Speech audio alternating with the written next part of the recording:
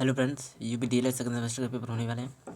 तो आप बने रहिए मेरे चैनल के साथ, क्योंकि यहाँ पर आपको मिलने वाला है एक प्रॉपर तरीके से रिवीजन और क्वेश्चन को आपको इजी तरीके से कराया जाएगा, जिससे आप अपने एग्जाम में कर सकें। और काफ़ी शॉर्ट तरीके से आपको यहाँ पर मतलब शॉर्ट टाइम में आपको बताया जाएगा, जिससे आप अपने अप्रोच को आगे बढ़ा सकें और अपने एग्जाम में मार्क्स अच्छे ला सकें। ठीक है, अगर आपने मेरे चैनल को अभी तक सब्सक्राइब नहीं किया है तो चैनल को सब्सक्राइब कर लीजिएगा, जिससे आपको जो भी वीडियो मैं अपलोड करूँ वो उसका नोटिफिकेशन आपको मिल सके। ठीक है, जैसे यहाँ पर ये क्वेश्चन है, शिल्पी ने कुछ पेंसिल खरीदी और 2 पेंसिल उसने अपनी छोटी बहन को दे दी। तो अब उसके पास यदि 3 पेंसिलें बची हों तो उससे कितनी पेंसिल खरीदी थी, मतलब उसने कितनी पेंसिल खरीदी थी। ठीक है ना, हमने माना शिल्पी के पास कितनी पेंसिलें थी, एक्स पेंसिलें थी। कितनी थी, एक्स थी। अब वो कह रहा है कि उसने 2 पेंसिल अपनी छोटी बहन को दे दी, यानी कि उसके पास से अब 2 पेंसिल क्या हो जाएंगी, कम हो जाएंगी ना। और कम होने का मतलब -2, यानी कि अब उसके पास से 2 पेंसिल क्या हो गई, कम हो गई, यानी x-2। ठीक है, यानी x-2। अब कम जैसे ही उसके पास पेंसिल हो जाएंगी तो अब उसके पास कितनी पेंसिल बचेंगी, 3 बचेंगी। यानी x में से जैसे ही उसने 2 पेंसिल दे दी तो अब उसके पास कितनी बचेंगी, 3 पेंसिल बचेंगी। तो अब हमको इसको क्या करना है, सॉल्व करना है। आपको क्या करना है, हमें तो x की वैल्यू चाहिए ना, यानी टोटल हमने यही तो माना है, यानी उसके पास x पेंसिल थी तो हमें तो x बराबर चाहिए। तो हम क्या करेंगे, हमें तो x बराबर चाहिए, तो यहाँ से हमें क्या करना पड़ेगा, -2 क्या करना पड़ेगा, हटाना पड़ेगा। तो -2 को आप कैसे हटा सकते हैं, अगर हम इधर +2 कर दें तो -2 से +2 कट जाएंगे। ठीक है ना, तो +2 अगर हमने इधर किया है तो इस साइड में भी हमें +2 करना पड़ेगा। ठीक है ना, तो अब जैसे ही आप ये करेंगे ये कितना हो जाएगा, ये तो ये हट जाएगा, तो यहाँ पर कितना हो जाएगा, 3 और 2 5 हो जाएगा, यानी x बराबर आपका 5 उत्तर आ जाएगा। यानी कि उसने टोटल कितनी पेंसिल खरीदी थी, 5 पेंसिलें खरीदी थी। ठीक है, आई होप आपको ये अच्छे समझ में आया होगा। इसी तरह अगर आप इसको दूसरे तरीके से करना चाहें तो दूसरे तरीके से भी आप इसको सॉल्व कर सकते हैं। जैसे कुछ इस तरीके से लिखा था, तो हमें तो x का मान चाहिए ना, तो x बराबर ये यहाँ पर किस में, माइनस में है। जैसे हम इसको इस साइड में लेके आएंगे तो ये माइनस की है, तो इस साइड में किस में आ जाएगी, ये प्लस की आ जाएगी। अगर ये इधर प्लस की होती तो इधर किस में आती, माइनस में आती। ठीक है, अब ये माइनस की तो इधर प्लस की आ जाएगी, तो x बराबर 3 और 2 5 हो जाएगा। ठीक है, आई होप आपको ये अच्छी समझ में आया होगा। अब जैसे हमारा ये क्वेश्चन है, ऊर्जा का वजन पहले से 3 किलोग्राम बढ़कर 17 किलोग्राम हो जाता है, तो उसका भार पहले क्या था। ठीक है ना, हमने माना कि ऊर्जा का भार पहले क्या था, पहले x किलोग्राम था। अब वो कह रहा है कि उसका भार 3 किलोग्राम क्या हो गया, बढ़ गया। यानी कि अब कितना हो जाएगा, x+3। पहले x था, अब उसका 3 किलोग्राम बढ़ गया, यानी x+3। तो जैसे ही उसका वजन बढ़ता है तो उसका बढ़कर के वजन कितना हो जाता है, 17 किलोग्राम हो जाता है। तो इसके बराबर में कितना हो जाएगा, 17। यानी पहले था x, जैसे ही 3 बढ़ गया यानी x+3 हो गया, तो उसका जो वजन हो जाता है वो कितना हो जाता है, 17 हो जाता है। ठीक है ना, तो पहले भार उसका कितना था, तो आप इसको सॉल्व कर लें। तो x बराबर, ये इधर प्लस का ही है, ये इधर प्लस का है, तो जैसे इस साइड में आएगा ये किस में आ जाएगा, ये माइनस में आ जाएगा। तो 17 - 3 कर देंगे तो कितना आ जाएगा, 14 आपका आंसर आ जाएगा। तो x बराबर कितना हो जाएगा, 14 आपका आंसर हो जाएगा। ठीक है,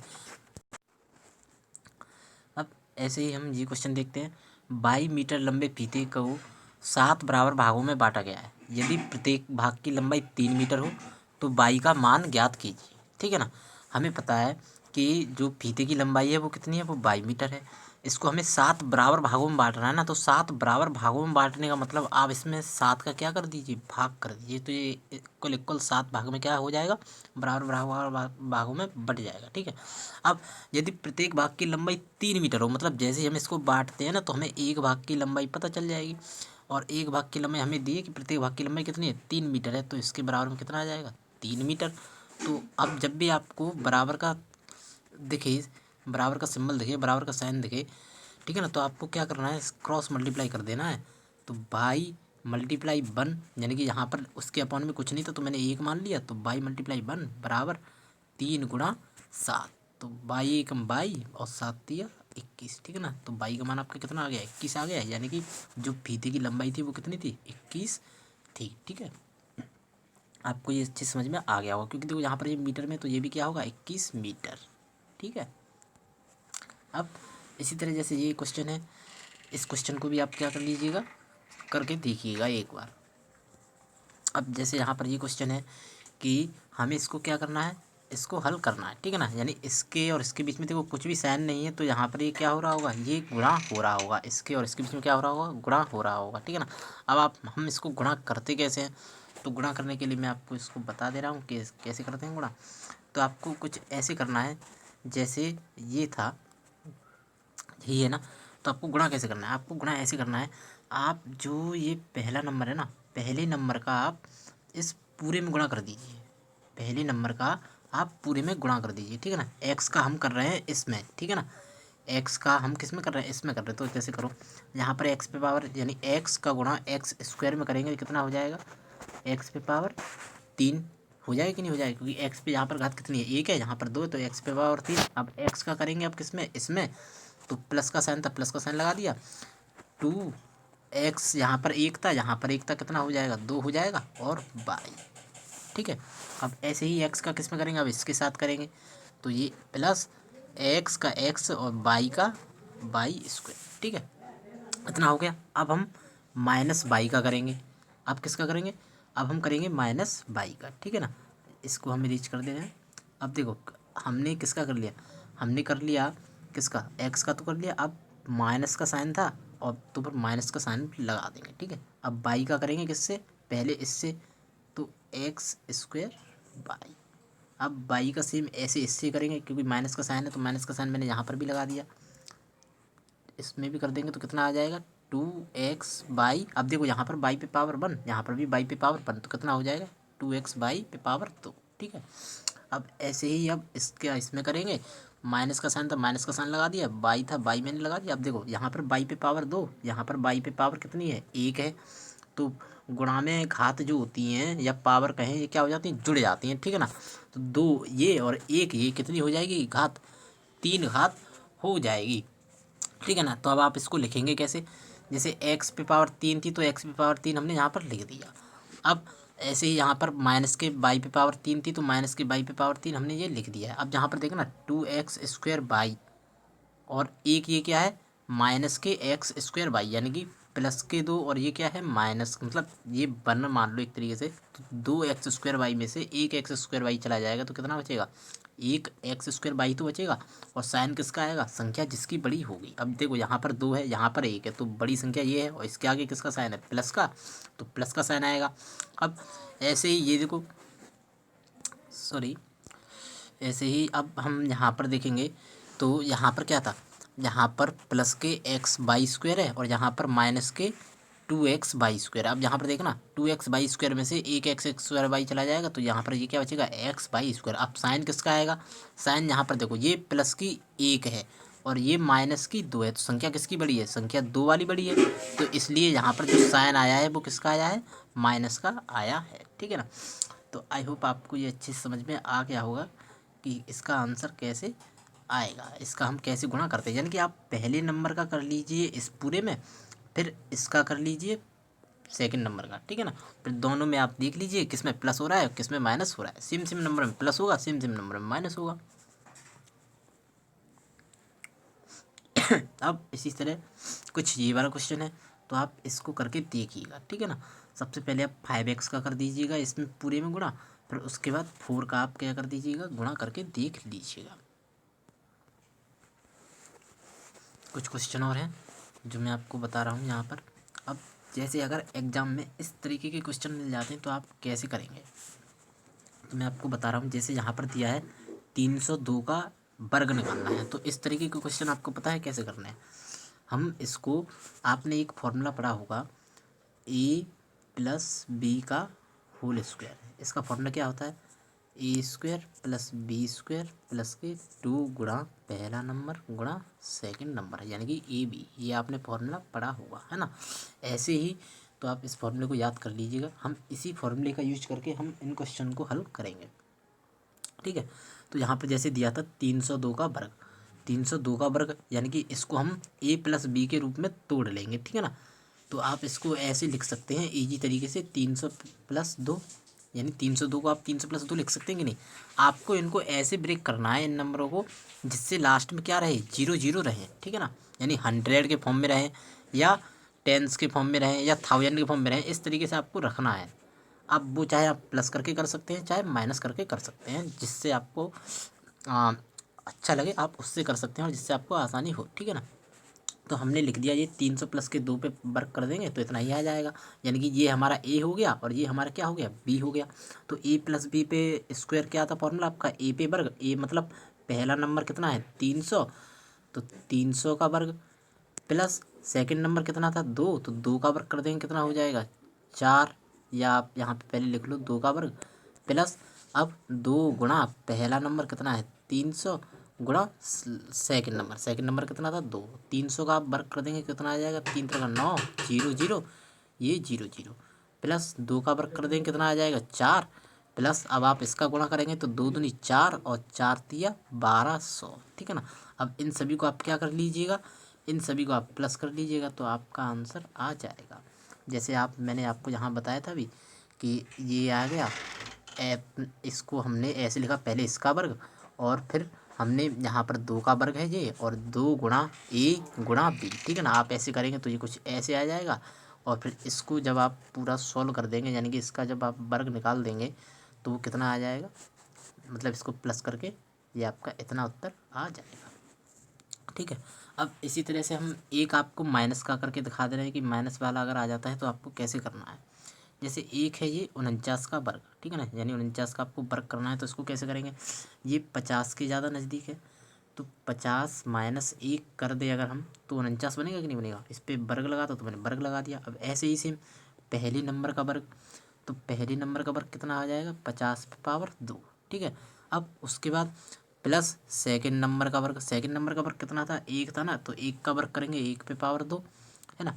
अब यहाँ पर देखो क्योंकि वहाँ पर प्लस था तो प्लस लगा दिया था, अब यहाँ पर माइनस का साइन है तो यहाँ पर हम माइनस का साइन लगाएंगे, किसका साइन लगाएंगे माइनस का साइन लगाएंगे और 2 गुणा पहला नंबर 50 गुणा सेकंड नंबर 1, सेकंड नंबर हमने 1 माना है ना तो 1। अब आप 50 का वर्ग कर देंगे तो 2500, 50 गुणा 2 कर देंगे तो कितना आ जाएगा और गुणा 1 कर देंगे तो 100, माइनस का साइन था तो माइनस का साइन लगाए, उसके बाद प्लस का साइन था प्लस का साइन लगा दिया और उसके बाद 1 का वर्ग करेंगे तो 1, और जब आप इसको जोड़ेंगे प्लस कर देंगे तो कितना आ जाएगा 2401 आपका उत्तर आ जाएगा, ठीक है।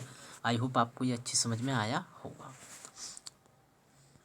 इसी तरह से आपको अगर एग्ज़ाम में जैसे अगर इस तरीके का क्वेश्चन मिलता है, जैसे यहाँ पर ये दिया हुआ है 103×7, आपको इसको अगर सरल तरीके से करना है तो जैसे हमने आपको बताया था 2 2 नंबर में ब्रेक कर लेते हैं तो 103 को हम लिख सकते हैं 100+3, ठीक है ना। गुणा का साइन था तो ब्रैकेट लगा है, ब्रैकेट लगा दो या तो गुणा लगा दो, बात एक ही है, ठीक है ना।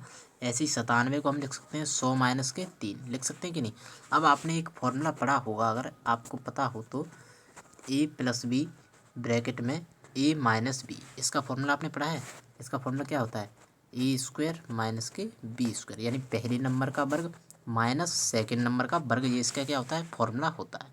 तो इसी तरीके से देखना ये a+b और ये a-b के रूप में बनना है ना, तो पहले नंबर का वर्ग यानी कि 100 का वर्ग माइनस का साइन सेकंड नंबर का वर्ग, सेकंड नंबर क्या है 3 है तो 3 का वर्ग कर देंगे तो 100 का वर्ग कितना आ जाएगा आपका 10,000 और 3 का वर्ग 9 आ जाएगा। अब जब आप इसमें से इसको घटा देंगे तो आपका ये क्या आ जाएगा उत्तर आ जाएगा, ठीक है।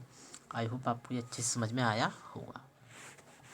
अब यहाँ पर जैसे अगर आपको इस तरीके का क्वेश्चन नज़र आए, जैसे यहाँ पर आपको क्षेत्रफल का क्वेश्चन नज़र आए कि अगर आपको कोई भी जैसे त्रिभुज है ये और आपको इसके शीर्ष बिंदु दिए हुए हैं ये वाले और ये वाले, ठीक है ना। इसके जैसे ये है 0,4, इसके कितने हैं 0,-4 और इस वाले के कितने हैं 6,0, ठीक है ना।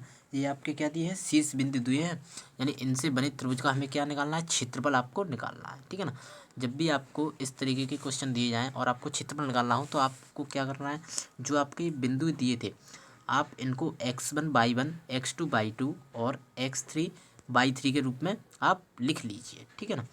तो मैंने जैसे इसको x1 मान लिया, इसको y1 मान लिया, इसको x2 मान लिया, इसको y2, इसको x3 और इसको y3 मान लेंगे। जैसे यहाँ पर देखो यहाँ पर इसको x1/1 x2/2 और x3/3 मान लिया है, ठीक है ना। यानी कि 0x1 है और 4/1, ऐसे ही यहाँ पर 0x2 और -4/2 और 6x3 और 0/3 हमने इस तरीके से मान लिए बिंदु, ठीक है ना। आपको बस ऐसे मान लेना। अब आपको करना कैसे है, जैसे त्रिभुज था, मैंने आपको बताया था अभी पॉइंट, आप कहीं से भी पॉइंट को मान सकते हैं, कहीं से एक जगह से स्टार्ट कर दीजिए, ठीक है ना। जैसे ये बिंदु हमने रख लिए, एक शीर्ष ये है, एक शीर्ष ये है और एक शीर्ष ये है।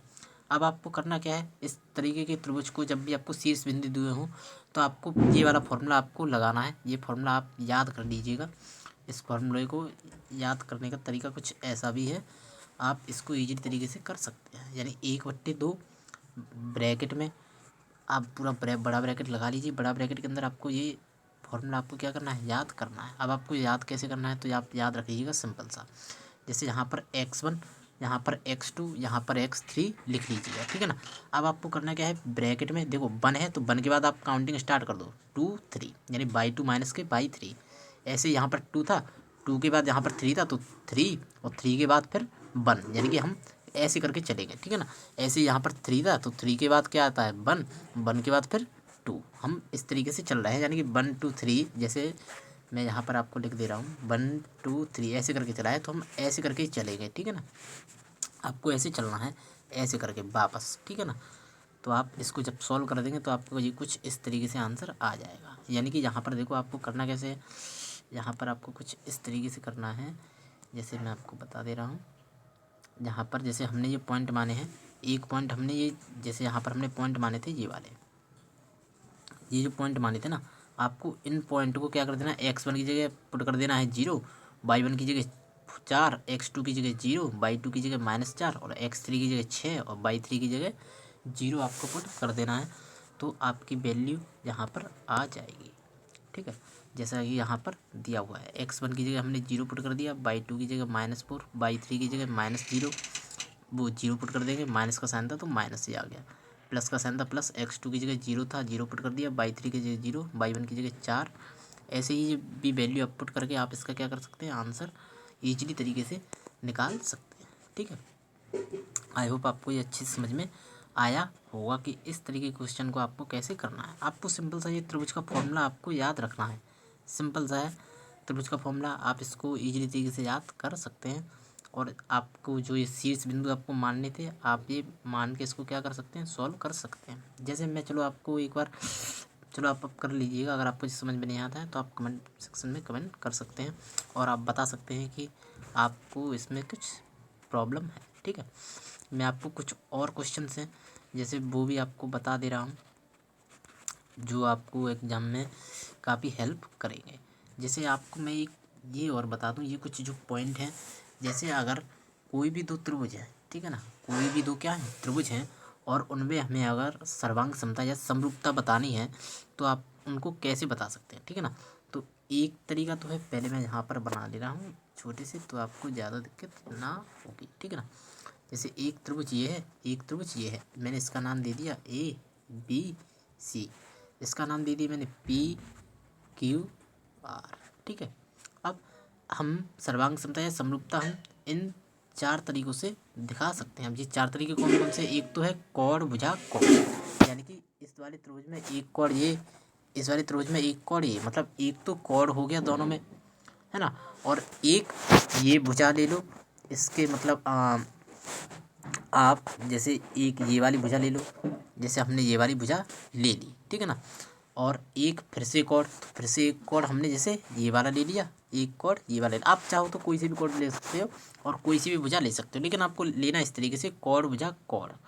और एक भुजा कोण भुजा, यानी कि एक भुजा और उससे जुड़े हुए, मतलब एक भुजा ये और एक भुजा जैसे ये और इनके बीच का कोण, ऐसे ही एक भुजा ये, एक भुजा ये और इनके बीच का ये कोण, ठीक है। उसके बाद समकोण कर्ण भुजा भी आप ले सकते हैं। उसके बाद क्या है, भुजा भुजा भुजा, यानी कि जैसे जैसे हम कहें एक तरीके से, जैसे ये त्रिभुज था, एक त्रिभुज ये था, यानी कि एक भुजा ये तो एक भुजा ये, यानी ये वाली भुजा समान होनी चाहिए, ये वाली भुजा इस भुजा के समान होनी चाहिए और ये वाली भुजा इस भुजा के समान होनी चाहिए। तो आपके दोनों त्रिभुज क्या होंगे, सर्वांग समता होंगे और वो समरूपता होंगे, ठीक है ना। यानी उनमें वो सर्वांग सम त्रिभुज होंगे और समरूप त्रिभुज होंगे।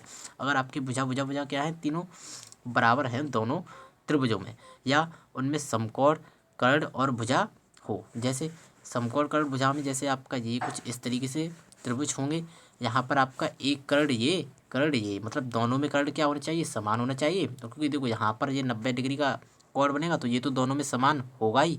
और एक क्या ले सकते हैं आप, एक आप अपनी कोई सी भी भुजा ले सकते हैं, जैसे वो चाहे ये वाली हो, चाहे ये वाली हो, या फिर ये वाली भुजा और ये वाली भुजा हो सकती है, ठीक है ना।